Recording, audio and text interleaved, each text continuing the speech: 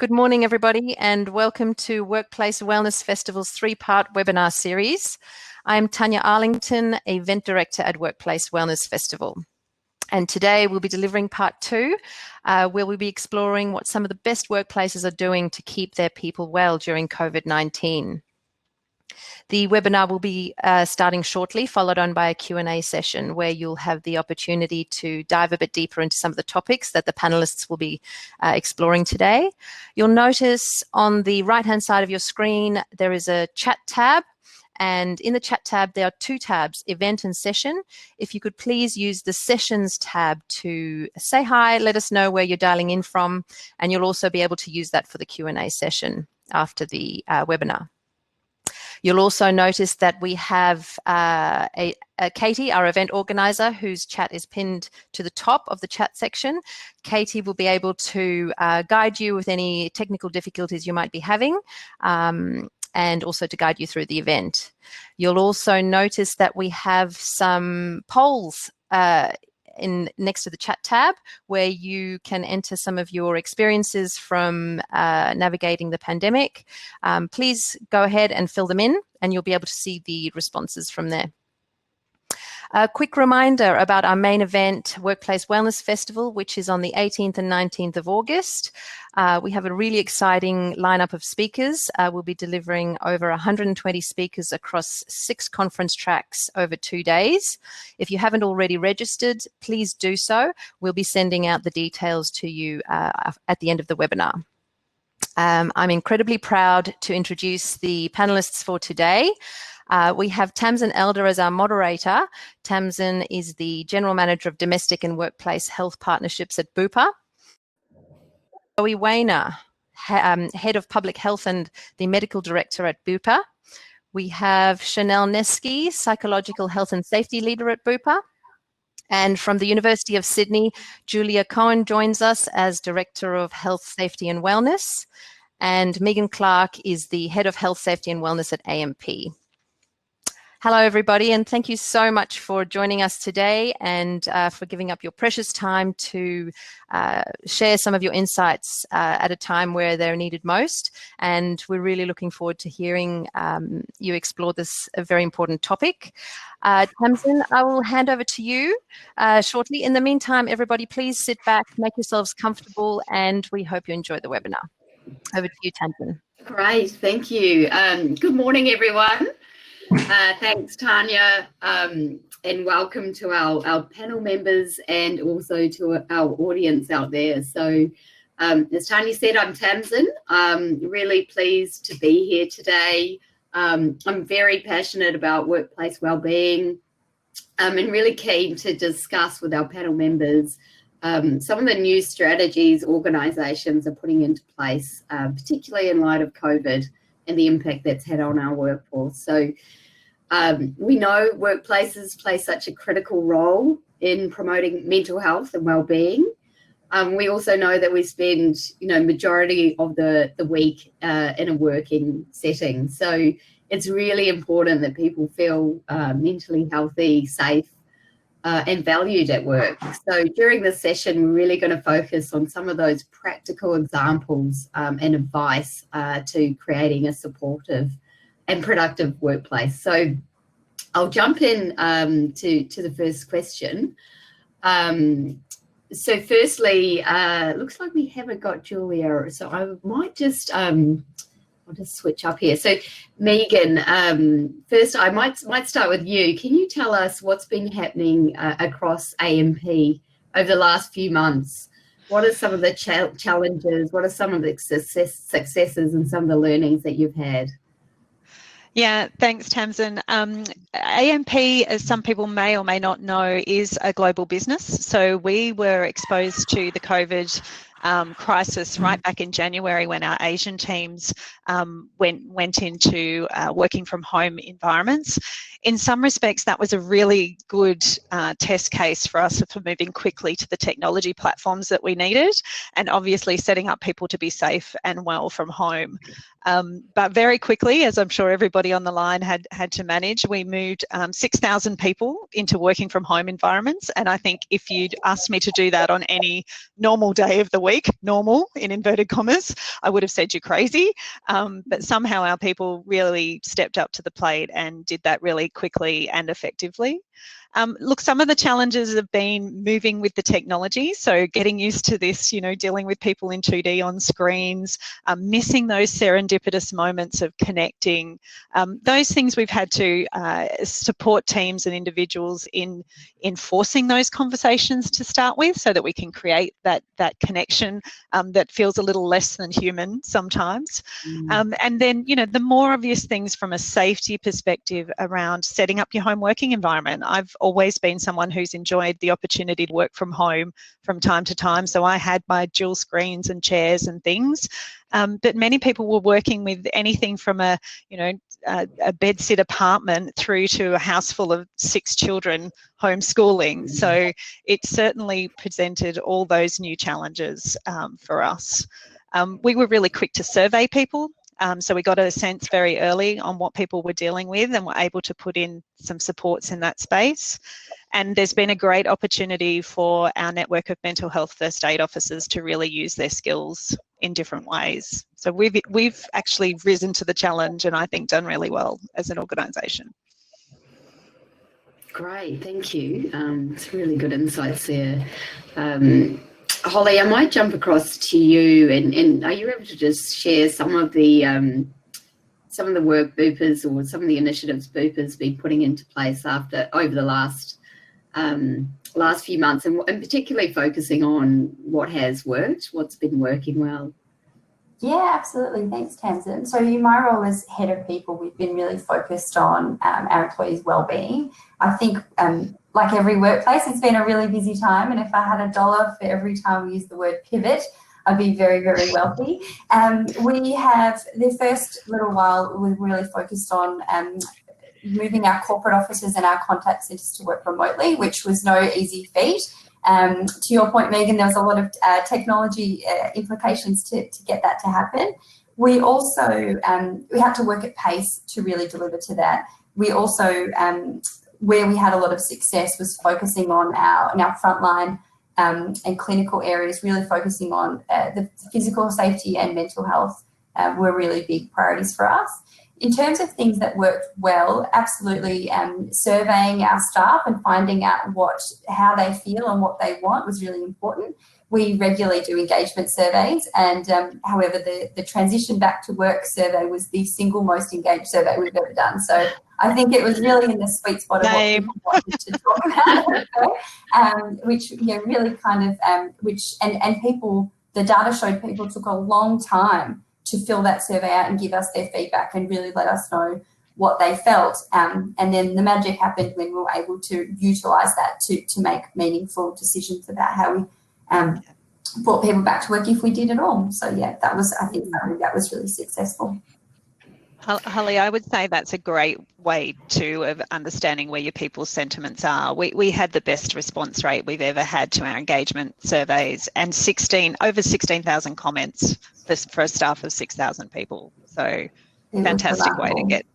We found people were spending over 20 minutes writing their comments, which is, and sometimes that on just one question. So you can tell it was really close to people's hearts, and I'm so glad we were all afforded that opportunity to give our own feedback. It was excellent.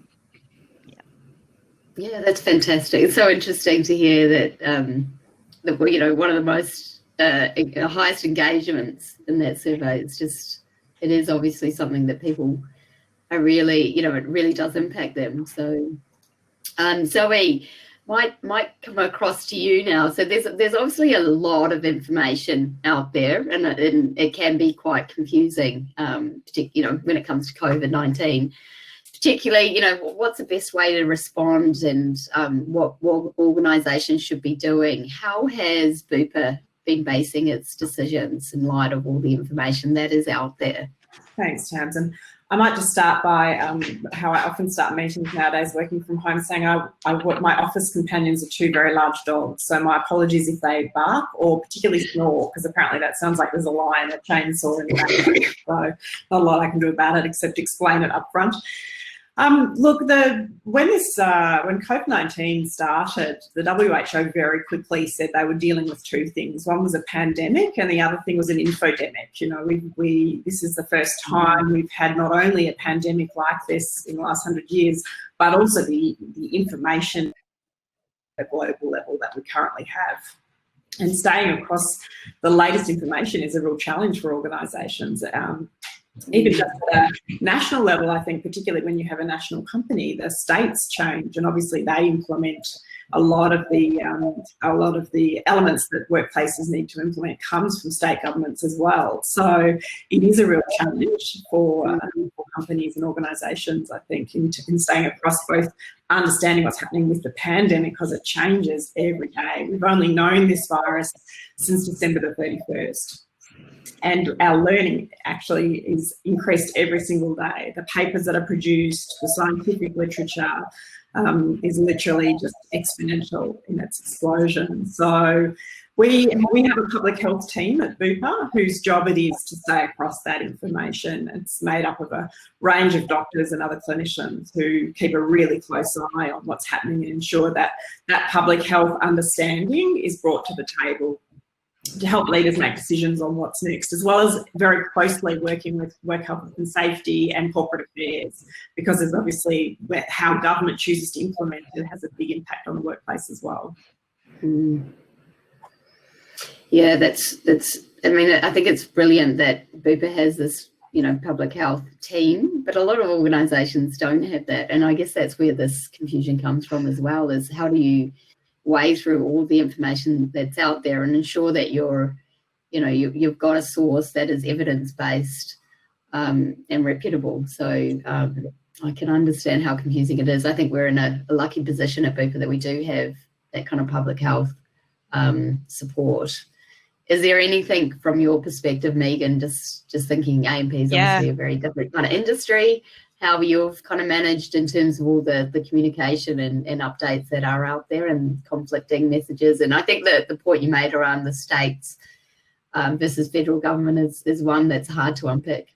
And it's playing out as we speak in Victoria with the use of masks and the things as well. So look, that has been really challenging from an AMP perspective. We're lucky that we do have a Chief Medical Officer aligned to the life part of our business. So he was able to provide some level of support from a medical perspective.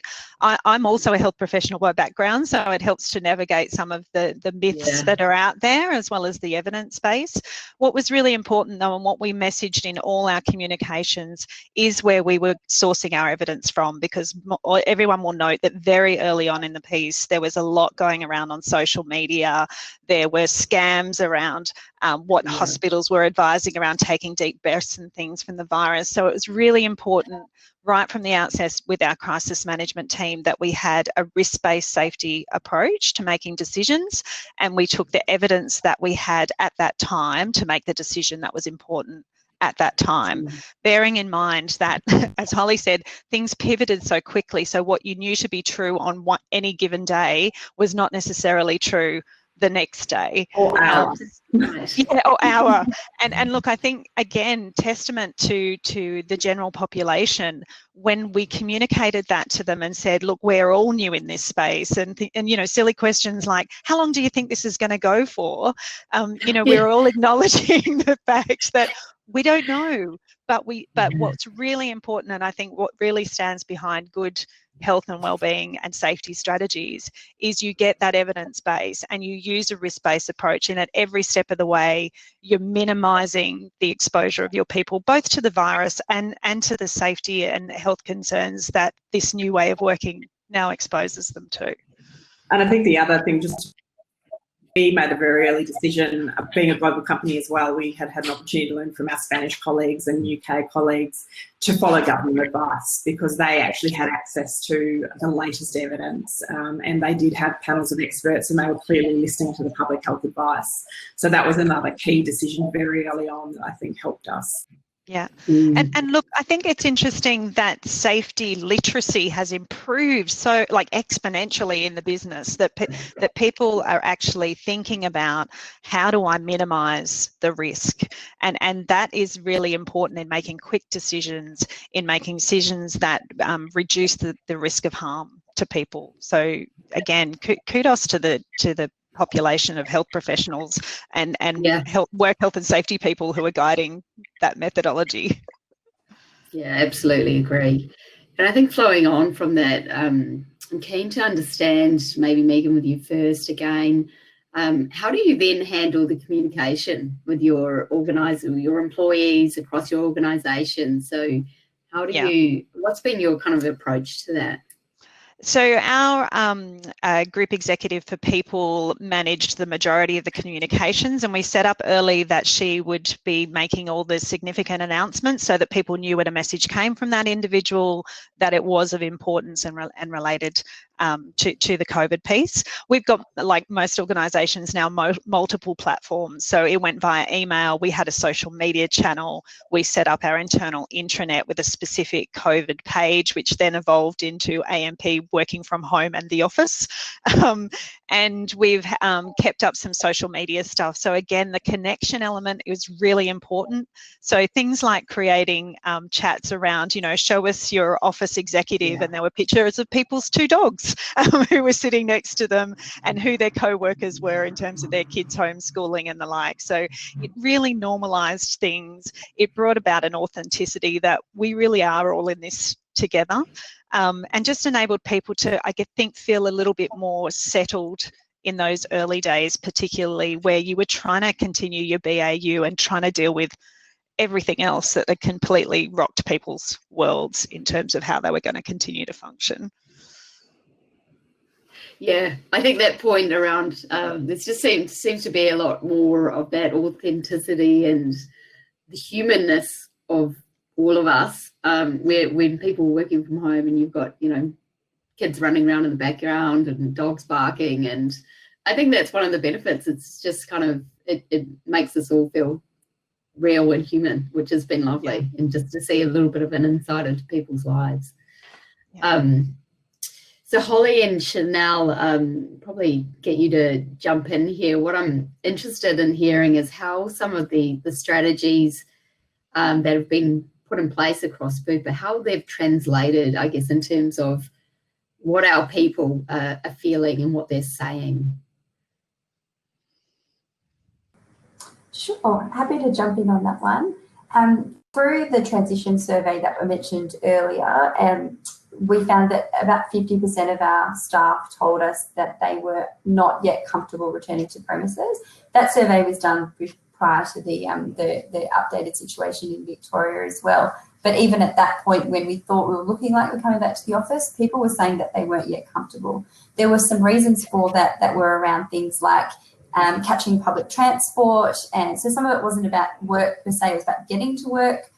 So there was a lot of feedback around returning to work and what might make people feel more comfortable, but it did suggest that our people needed even more support to enable them to work remotely and to do that better. So 2 of the reasons were related to mental health as well. So we talked a lot and have done a lot of sessions with our team around isolation and how you might feel without that connectedness. The connectedness is there, but it's different now. And also around balance between work and home. So there were 2 really important things that we found. Our teams told us that they might miss that chat when you're walking between meetings or you're going to grab a coffee, where you might check in on someone and see how they're going. People who lived alone mentioned that they felt a little bit more isolated, and we started to think more and more about how we would support those and just enable people to have healthy discussions about some of those things. Our teams also told us that when you don't have to leave home to go to work, yes, it's great because you don't have a commute time like you used to have, but people found it hard to bookend their day. So, you know, at 5 o'clock, you might normally have to go and grab your train or pick up your child from school at a particular point in time. If you didn't have that checkpoint, people would find that they would just work and work and work. And you might catch yourself and say, well, it's 7 o'clock and I'm still at my desk. and you could find that you just keep working. So that's been something that we've been trying really hard to make sure people feel that work feels a little bit different now. There's, for a lot of people, that we're doing different types of work, or they're under a little bit more pressure because things are different. So we're trying to really balance that. So that's certainly things that came up through our survey, and they're things that people have told us that they're feeling. And it's not just about the survey. There's a lot of real-time communication checkpoints during different periods of time. We'll be doing daily stand-ups, and even just empowering managers to have, what are the other forms or channels of communication? Microsoft Teams sites, you might create a little hub and a team communicate that way. Some people have text groups or whatever those things are. How do we check in on our teams and ensure that we're not just taking one data point at one point in time, but we're keeping a finger on the pulse about how people are feeling and then adjusting as things evolve.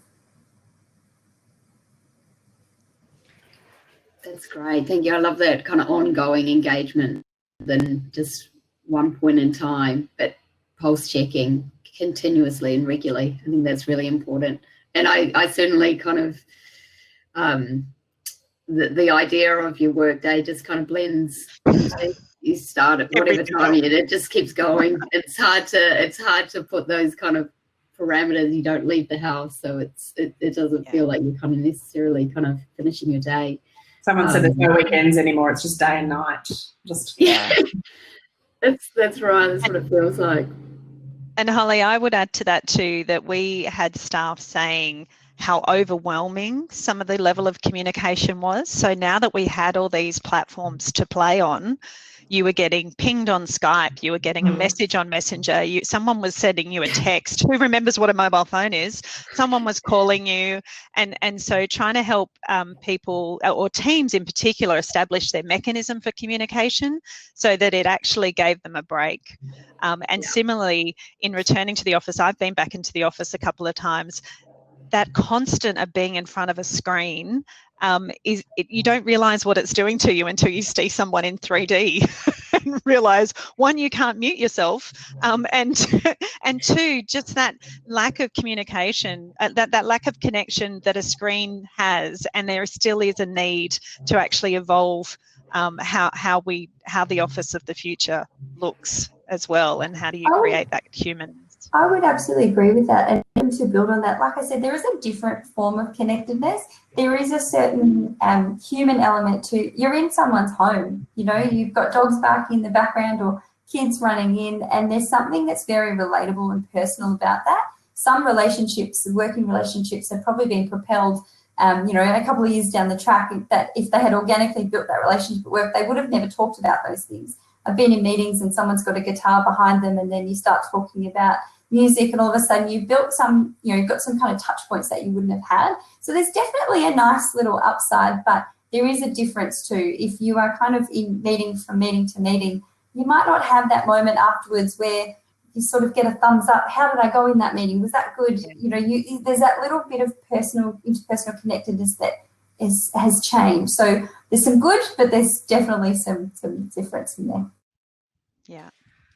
That's just an interesting question from Helen here on the side around how we ensured this filtered down and all the important information that we're talking about now, and what we did to make sure that it reached our very similar to AMP, quite geographically spread workforce.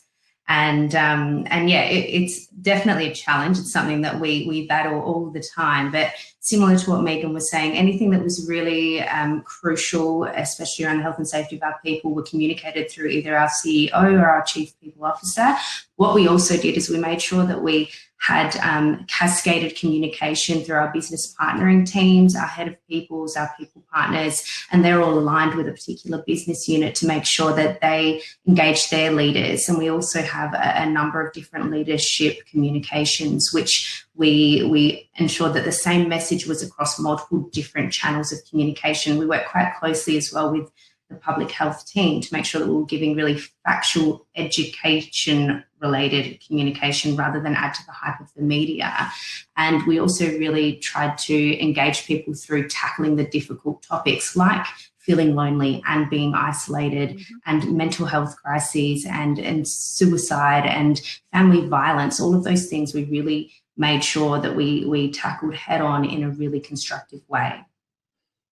And we have, and especially through the communication survey, we have seen that our engagement across the workforce has increased because of these new ways of working, probably better than what they were before. I'd agree, Janelle. Yeah, sorry, Zoe. No, I was just going to say, I've also done quite a lot of Q&As with the leadership teams and their people, so that people that actually just literally have this is what I'm worried about, is it real, is it not, get some of that, real-time sort of information from the public team. And I was just going to reiterate that exact same thing. We had live chats. We set up regular sessions when the COVID crisis situation was really hyped up, so that we could have live communications with our people in a chat session and help set expectations. The other thing that I will add is that we were really big on making sure there was a shared accountability. So it is about the employer, making sure that everybody's set up for success, but it's also up to the individual to ensure their health and safety as well. And so we empowered people to do stuff. There wasn't like, you have to do it exactly the way that we're telling you to. If you've got a mechanism you can use in your team, if you've got something that you're doing differently, then share it. And that's where the social media became really important. So, just simple things like lifting up my laptop with some books and some, the ones that went around with ironing boards as stand-up stations.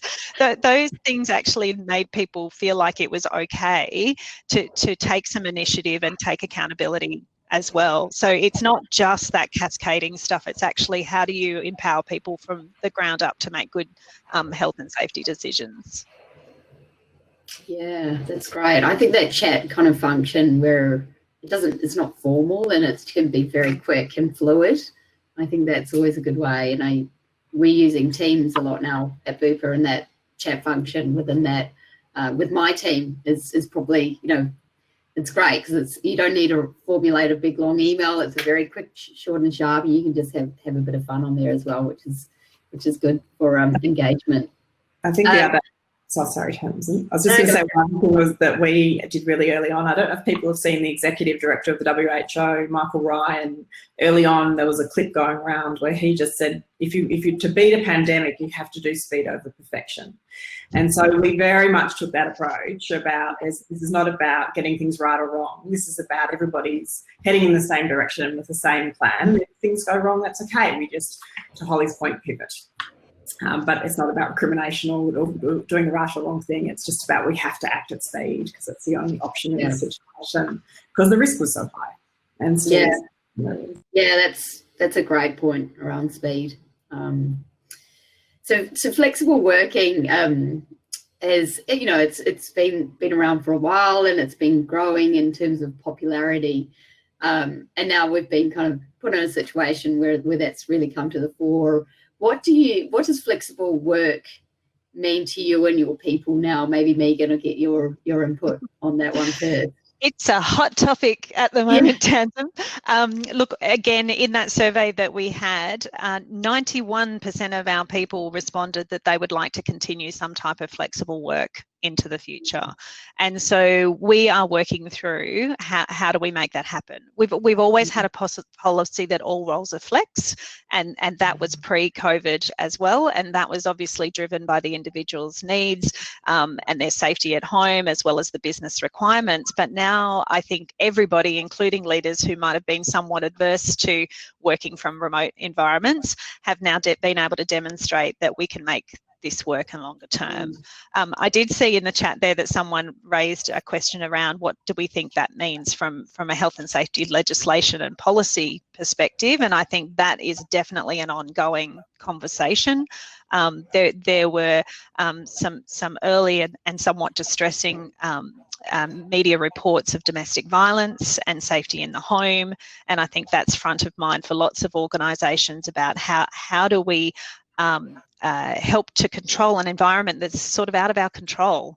So flexible work for us is very much about how do we help our people stay safe and well, acknowledging that flexible work does increase a level of wellness because of all those opportunities that it provides as well, but at the same time keep the business outputs coming. And so our leader conversations are really focusing around outcomes rather than FaceTime. So you don't have to see somebody to know that the performance is happening. It's very focused around how do I maintain those communications, and there's lots of really good work practices now around those quick stand-ups, 15-minute catch-ups in the morning so you can just visualize everybody. We've also been really strong on promoting the visual contact. So there are times when we want videos on because it's a good check-in on how people are tracking from a mental health perspective as well. I mean, it's okay to wear your Uggies one day, but if you're coming in each day and looking a little bit disheveled, then that's a sign, as we know, in the workplaces it would be anywhere else. But it's really important that you have video on time as well. So I think working from home or working remotely is a new step for lots of businesses, because they need to think about how they can do that constructively. And it means that things like leaders are having working days where someone needs to start early before their kids get up, and someone else needs to work till late in order to meet their business requirements. So for want of a better word, your middle management are trying to stretch themselves over leading a longer day as well. So I think we'll see lots of evolutions in the way that we work that aren't just about the location that we're working from as well. So again, no magic bullet, but we're just taking each day as it comes at the moment and trying to equip leaders with skills. We're actually exploring some training programs to help in virtual leadership as well at the moment, and piloting a couple of those. Yeah, that's it. Something that's related to that flexible working in terms of hours, I think something that's kind of come up within my team is, because of that, you'll be getting emails throughout different times of night or early in the morning, and having to put some boundaries around, if you do get an email at 11 o'clock at night, we're not expecting you to respond to that. Someone else is obviously working a flexible kind of shift. So interesting. Yeah. Holly, from a Bupa perspective, what does flexibility in terms of work look like now and kind of into the future? Yeah, well, we already offered flexible working. It was very much part of our DNA for the roles that could work flexibly, but it certainly was taken up at different levels by different areas. So some teams worked really flexible, some knew they had the option. So that's been a significant shift now, obviously, to I think something that's really important is that I found a lot of managers have had a mindset shift that they may have had preconceived ideas about how effective their team might be from home. I think they've built more trust as they too have had to work from home. They now trust that their team can remain productive, and I think that's been a really important mind shift. So that's been pretty impressive to see that. I also think that from a technology perspective, there were some sort of traditional barriers that we had, or ideas about from a technology perspective about who could be enabled to work from home, and those are barriers that we've removed quite dramatically. So even like a contact centre, for example, that used to be very much office bound, now we've been able to shift that with great success. So work from home definitely looks very different for us. Not for all roles, obviously. In our healthcare side of the business, that's obviously looks quite different. But we have continued, like we've talked about, continued to consult with our people, finding options, understanding what their needs are, allowing them to choose how they wish to work moving forward, with the kind of overarching governance around abiding by the medical and government advice and those sort of things. So we've had a lot of reports about increased productivity, performance, and health and wellbeing overall. We've had some really positive insights there,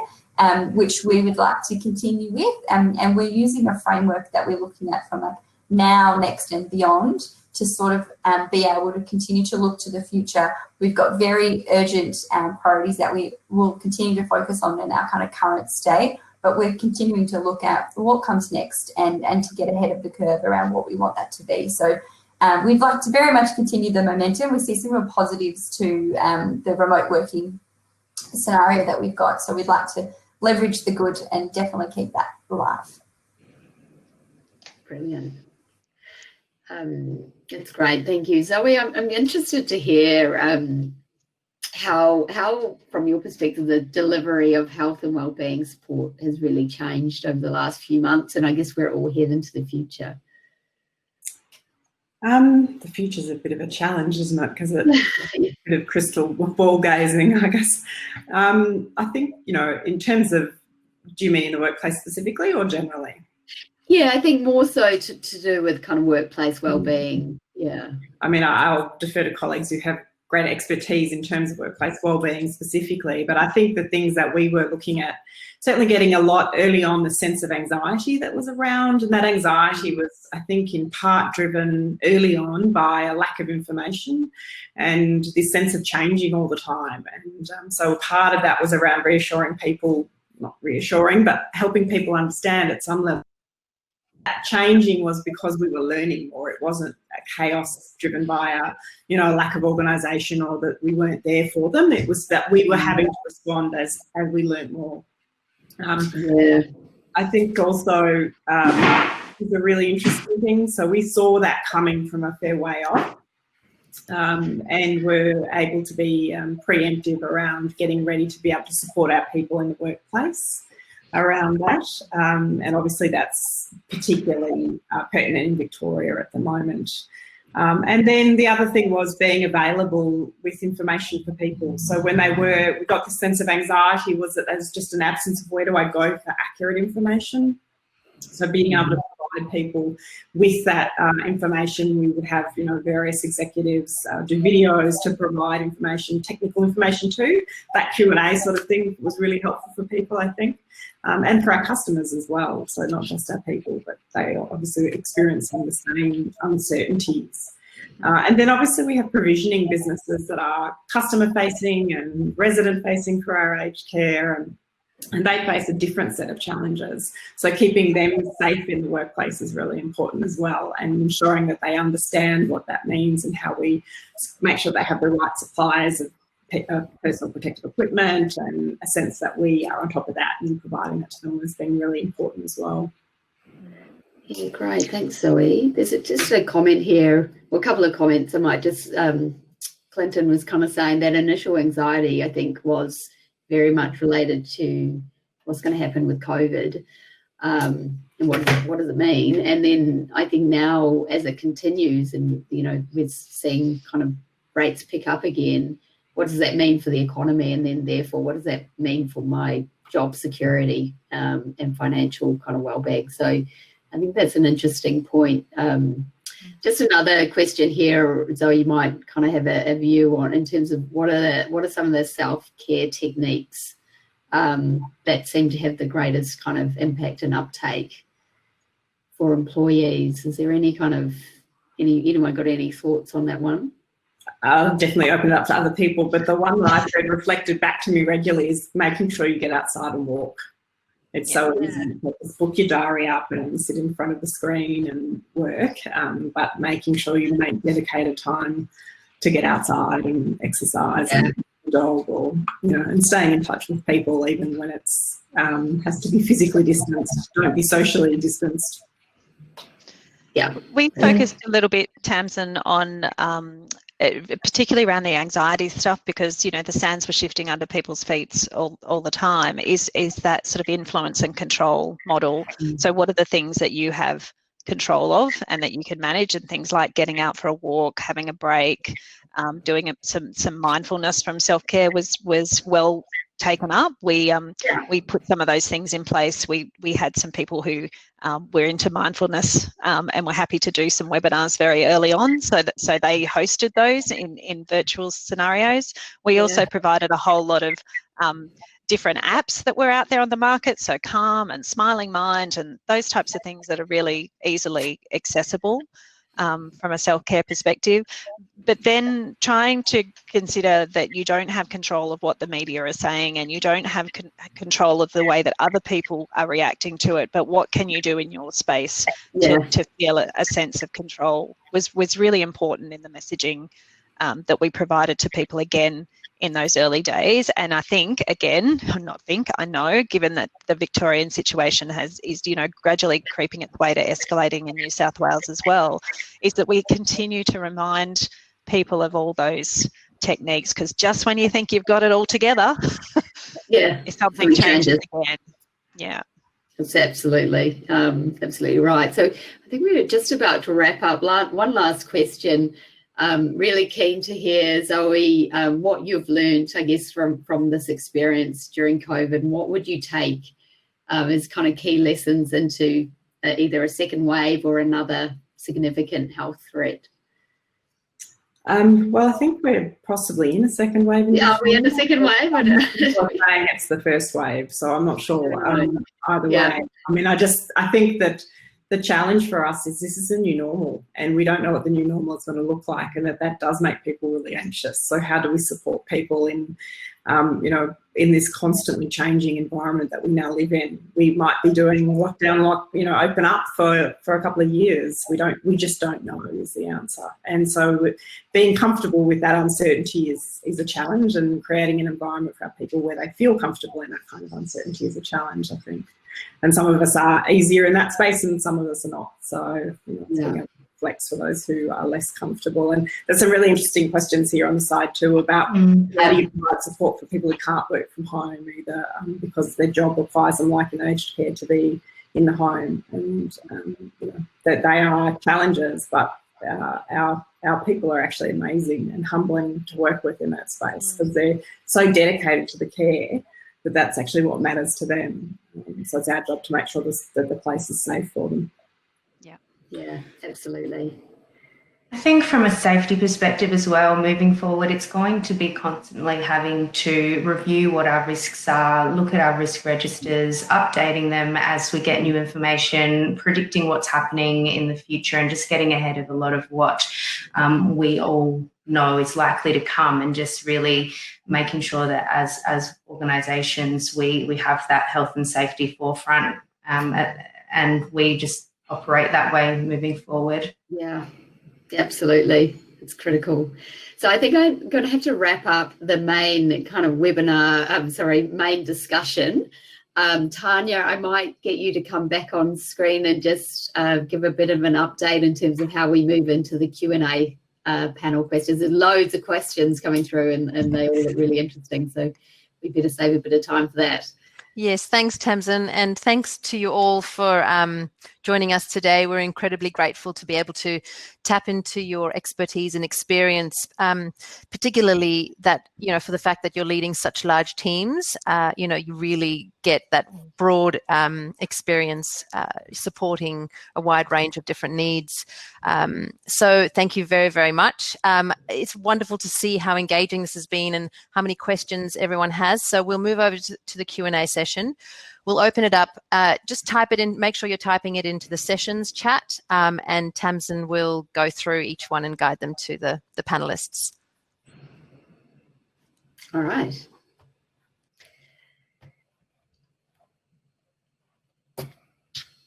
Okay, so let me, oh gosh, I'm just going to have to choose some. There's so many great questions here. I don't know where I'm going to start. So I'll just start here. This is the kind of the last one that's come up, but I think it's a good kind of tangible question there. Megan, is directed to you.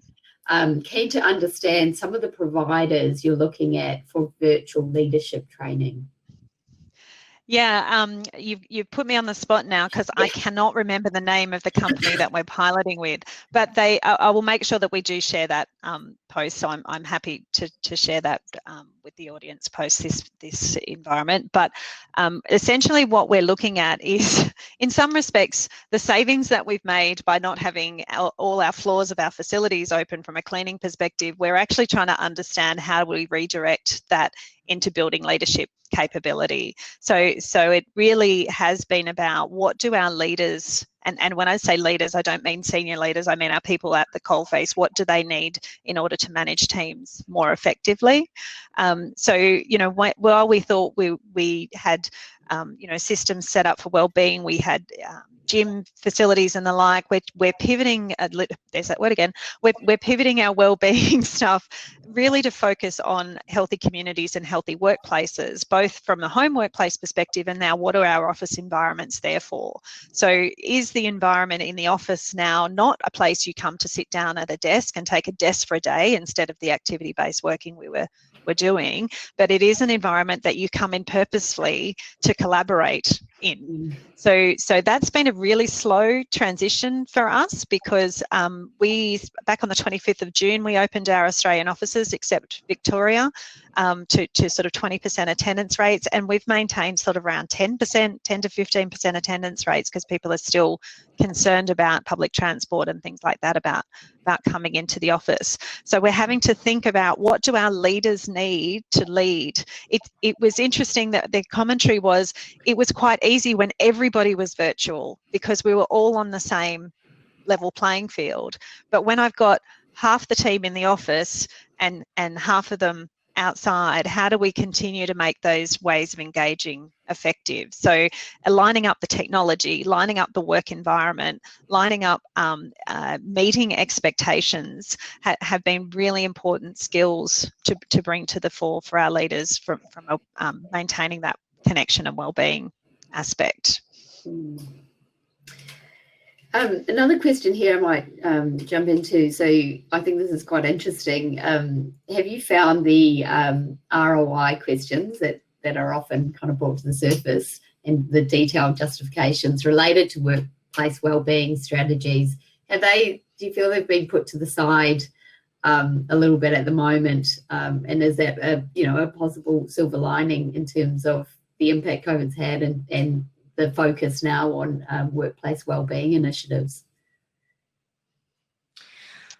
Definitely, I might jump in there around the shift that we've seen, and this is globally. We've seen as COVID almost acting like a catalyst around our most senior leaders really understanding that mental health, none of us are immune to mental ill health. None of us are immune to sliding down that mental health spectrum. And I think this is, in my experience in this industry, this is probably the first time that I have seen so many open doors, so much interest, so many different people wanting to make a difference in this space. I think as mental health practitioners and professionals and workplace wellbeing professionals, we just have an absolute platform right now. And if there is a silver lining for me, that definitely is it. Absolutely, I fully agree with that. I think it's a great time that everyone is engaged and focused on well-being, whether it's mental health, whatever. It seems that some of those barriers that were there previously have certainly reduced, which is great. What about, do you think there's additional measures that will be required going forward in terms of workplace wellbeing? As you know, we've obviously got a lot of stuff happening at the moment, but are there other elements that you think will become more important into the future? Our main focus areas and that now next and beyond framework that we're looking at, I think some of the things that have really emerged is that whilst some of our psychosocial risks have now essentially changed and been mitigated because we have more control in our work environments, especially in some of those, for example, contact centres historically could never have that flexibility of being able to work from home, and now they have the choice essentially to either work from home or in the office. So some of our risks are definitely better, I guess, for want of a better word, but then we have to look at what risks have increased for us, and definitely isolated working environments. Ergonomics, I saw a question there around setting people up working from home. Ergonomics is a massive physical risk, but also can impact a person's mental health if they feel like they're not set up, or if they're in pain or having discomfort on a day-to-day basis. So that's another thing that's really quite important. Also workplace relationships and just having that different working environment and needing to build those connections virtually is another thing that I think are predominantly on my mind and our mind in the imminent future. But I think that, yeah, we'll definitely be reviewing that as time moves on. Yeah, great. Always going to be a changing environment, and I guess we have to adjust the initiatives and measures we're putting in place accordingly. So how did any of you kind of can pitch in here? How did you manage staff who couldn't work from home, either from a safety perspective or their setup at home just wasn't suitable? At AMP, our offices were always open. So we didn't require people to identify whether they needed to come into the office or not. We certainly in our larger offices restricted the floors so that we created those efficiencies. And again, in the office, if you can imagine at Circular Quay, we've got a 26-floor story building, and we didn't want 3 people floating around 26 floors. So we had to close down some of the floors from a safety perspective.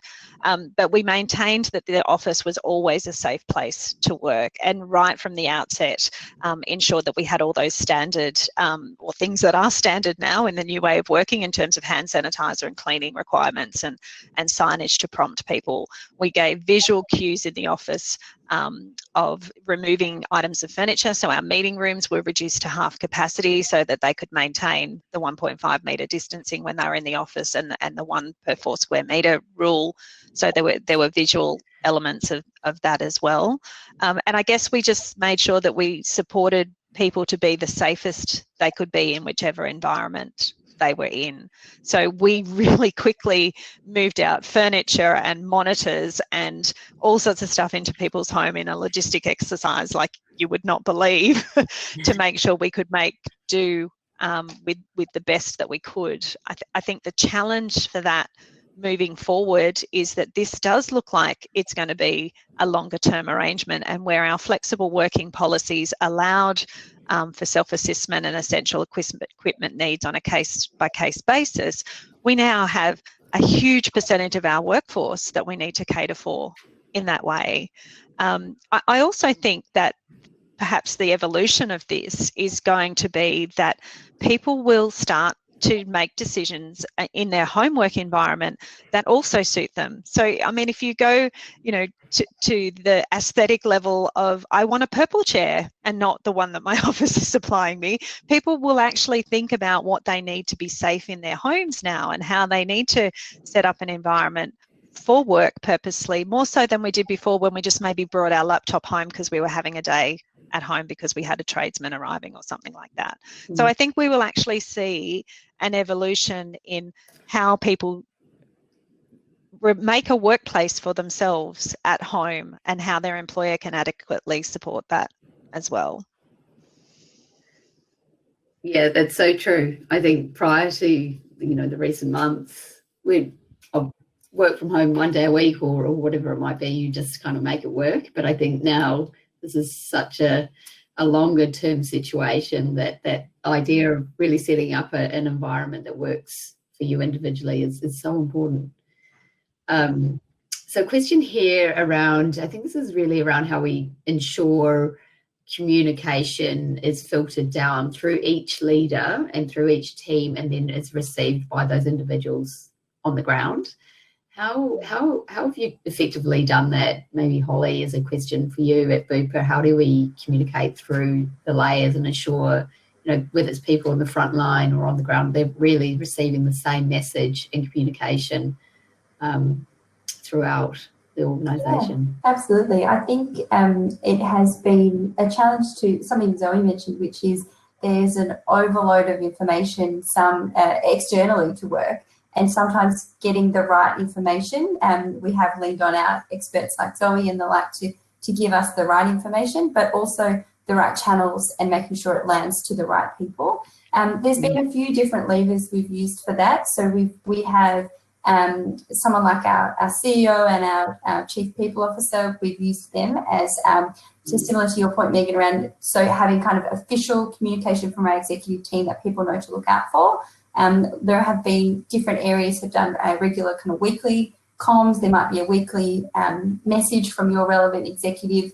There have been lots of kind of town halls. Again, I've sat through a few fabulous sessions where Zoe's come and been there to be able to answer some real questions from a medical background, which you'd be really surprised just how much interest and curiosity and, dare I say, maybe a little bit of worry probably about some of those questions that Zoe's been able to say, actually, that's not a concern. Actually, that one we'll talk about. So that's been really helpful. And then we do have a fabulous internal communication support that have really risen to the challenge and have been there with different mechanisms for, we have fabulous care home staff and residents that we need to ensure we communicate with.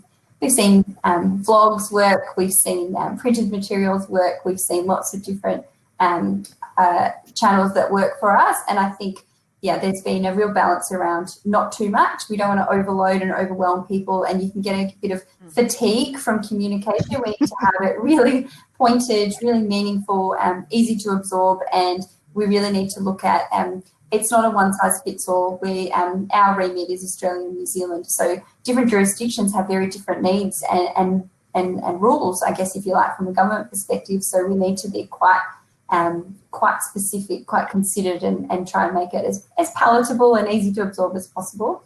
And I suppose the last piece is two-way communication. It's very important that we provide the answers that people are looking for. If we don't have the answers, then what are the kind of frameworks or supporting mechanisms around that? And then how are we listening to what they have to say as well? So that's been our communication approach, I think. Very wellbeing focused, very health and safety focused. Chanel, as our expert in wellbeing, has really talked a lot about that person first wellbeing. Yes, we're still a business, but we've got to look after people's wellbeing first and foremost, and that's been I would suggest the overarching theme through all of our comms. I'd add to that too, Holly, that we validate those communications through our surveys. So we had some specific questions around, do you understand the new safety protocols required in the office? Have you checked your workstation lately? So just making sure when we do cascade that information or whatever platform it goes onto, that we're understanding whether our people understand. And one of the big things that helped us in that space too was a simple question around, do you know where to raise safety concerns at home or in the office? And it would seem that would be quite logical for people, but lots of people didn't. And so that helped us sort of develop a campaign of how do you get things done around here when that here is here and not in the office. Yeah. We've probably got time for one more quick question. An interesting kind of perspective here that, initially, I think when this all started and we moved to remote working, there was it was kind of new, it was different, a lot of people enjoyed it, but that novelty factor, I think, is starting to wear off for a lot of people. And I guess the question is really about loneliness and how we think, how well you I guess, Chanel and others, how well do you think people are coping with that loneliness factor? And, is there something we can do about that?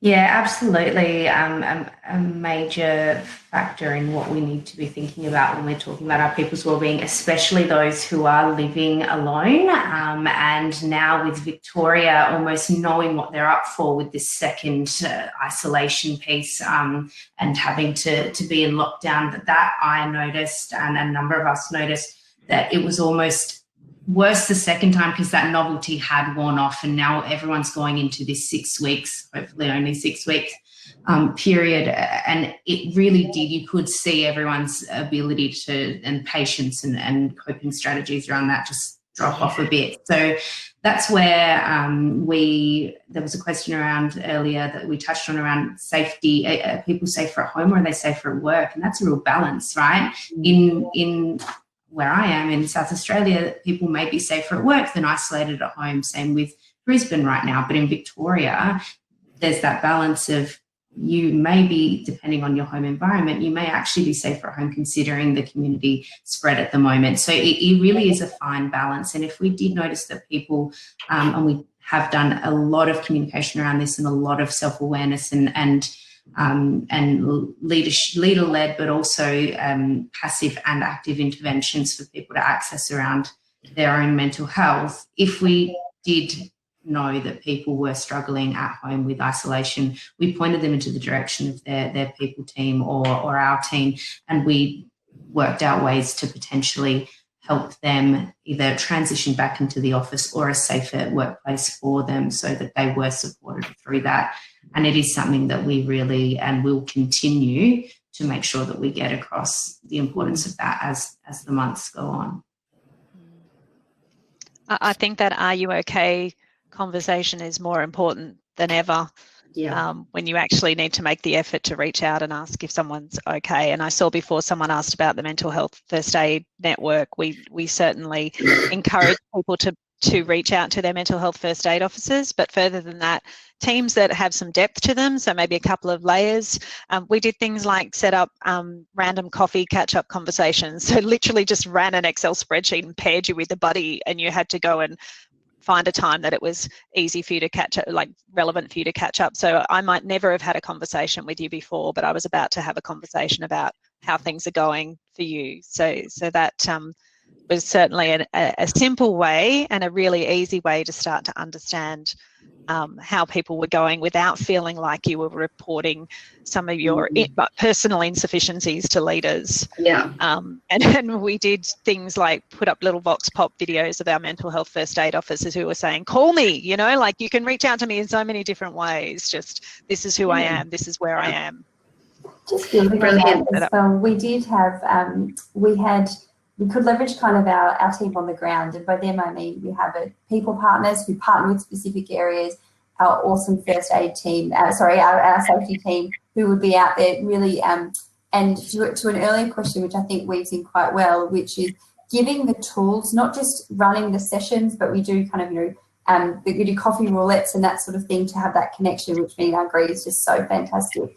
But we developed actual training tools to be able to run sessions with managers, to give them language to be able to use to have some of those conversations. It was, for some people, they felt quite uncomfortable having conversations about wellbeing or mental health because they've never spoken about it before. So empowering them, this might be how you could have this conversation. Here's a nice way to check in, some, you know, recognizing people's privacy and that sort of thing. But here's an actual tangible tool you can use to lean into that conversation. So I think it was a good balance of all of those things. Wonderful. Thank you so much. I think we're going to have to wrap up. We're already 3 minutes over. Some fantastic insights from all of you on the panel. Thank you so much. And I'll just hand over to Tanya to close it out. Thank you. Thank you all again for sharing these incredible insights. I think they're all excellent reminders to all of us on how we can better support our teams and even ourselves through this time. Thanks to everyone who's tuned in today, whether you're tuning in from home or from work or the park. It's great to see so many people invested in, becoming inspired and equipped to move through this with greater ease. So thank you all for joining. You'll get to hear more from the team at Bupa at our main event in August. We're very proud to have Bupa as our gold sponsor. So please make sure you register. And thanks again to everyone for joining. Thanks to you all, our panelists, for giving up your precious time today. And we hope to see you at the main event. Thank you. Thank you. Bye.